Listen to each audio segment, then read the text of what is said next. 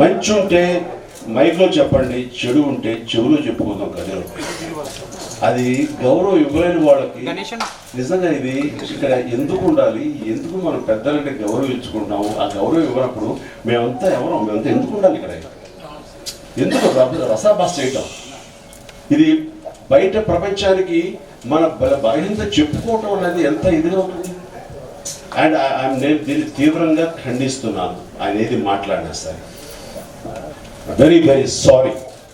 ఎంతో సజావుగా హృదయంగా సాగుతున్నటువంటి సభలో అగ్రెసివ్గా మైక్ లాక్కుని గౌరవం కూడా లేకుండా, ప్రోటోకాల్ లేకుండా లాక్కుని చేయటం అనేది మరి ఏం మర్యాద నాకు తెలియటం లేదు.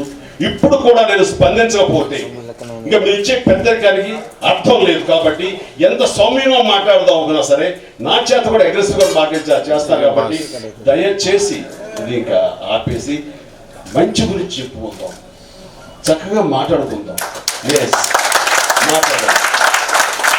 ఇప్పుడు ఆ గుడిని పెట్టి దానికి వెళ్ళటం కోసంగా మనల్ని ఏం చేయాలో మీరు బ్లూ ప్రింట్ ఇవ్వండి. సో ఇది కాదు. ఇప్పుడు ఏమవుతుంది, మన మీడియా మిత్రులు దీని గురించి చెరవలపై రాసి అసలైన విషయాన్ని పక్కన పెట్టి ఇది రాస్తారు. అండ్ ఇష్టమైనప్పుడు రాకూడదు. ఇష్టమైనప్పుడు రాకూడదు కాదు, నిజాన్ని చెప్పి పిలిచుండాలి. ఇష్టమైనప్పుడు వస్తాము, ఇష్టంగానే వచ్చాము, కానీ నిజం మాట్లాడేది ఒకటి, జరిగేది ఒకటి.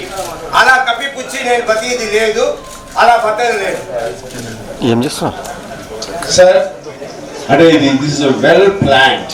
దీన్ని రసాభాస్ చేద్దాం. వెల్ ప్లాన్డ్తో వచ్చేటువంటి వారికి మనం ఏం సమాధానం చెప్పలేము.